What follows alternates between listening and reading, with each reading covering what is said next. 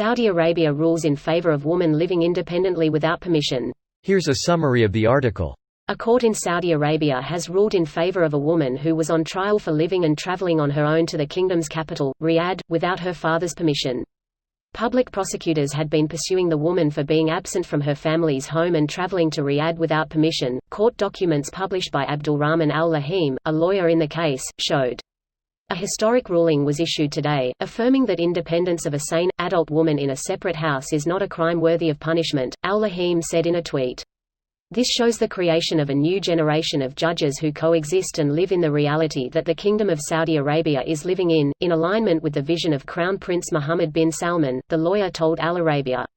After long suffering that has lasted since 2017, I managed today, along with the court hero Mr. Abdulrahman al-Lahim, to take back my freedom of movement, guaranteed by the Saudi constitution, which states that every citizen has freedom of movement and stability, Maryam al-Etib, the defendant, said in a tweet. Meet 3 Saudi Arabian women breaking boundaries in the kingdom.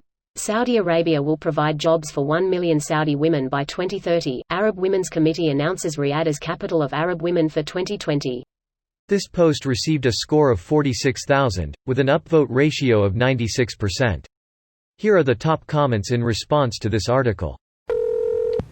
So it's a progressive decision, but she got arrested first. So slowly in the right direction. That's good, I guess. The more public and upheld in courts these decisions are, the more the step is taken. People like to react with how slow the culture will be, but it's solid progress.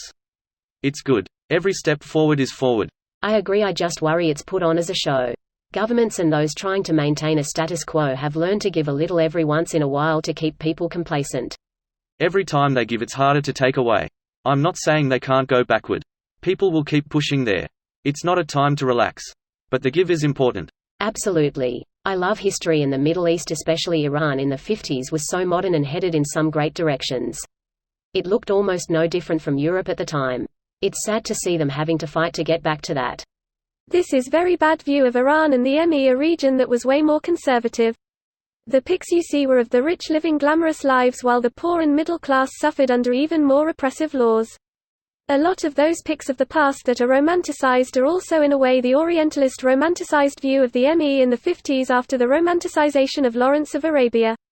Although much of the ME went back in some ways, it went forward in others and will continue to progress like it always has in a chaotic way. I have a very surface-level knowledge of recent Middle Eastern history. I really appreciate the in-depth.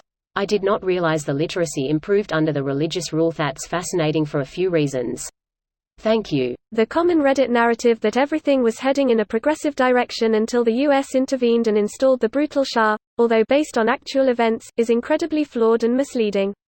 It's true that there were policies that were at least progressive on the surface, it's true that the US intervened because of a dispute over oil, and it's true that the Shah became brutal, but the way these are tied together is based on a series of convenient misunderstandings. Policies regarding women's rights had more to do with the Shahs, but not necessarily for the right reasons. The last Shah might as well have been named Donwan, for reasons I hope you will read about. Hundreds or even thousands of Saudi women are currently imprisoned, including Luyan al-Hadlul, who campaigned for women to drive, is currently imprisoned, tortured, was forcibly divorced and put onto a plane in Jordan back to Saudi Arabia, has been sexually harassed and even threatened to be raped and killed in prison. Other thousands of male and female prisoners of conscience are held, and many were detained and tortured merely for suggesting that Saudi Aramco's IPO is not a good step. Saudi dissidents abroad are being continuously targeted, and even threatened to be harmed, including one dissident based in Canada. TLDR, please be careful of such news and don't forget that the Saudi regime and royal family are carefully releasing those happy news to distract worldwide public opinion from their heinous crimes. If the Saudi government really cares about women's rights, it would release women's rights activists from jail immediately. This video was automatically created by Reddit to speech. The article and comments in this video were selected from Reddit according to their upvotes, and any paraphrasing was performed by smmry.com, without any human intervention.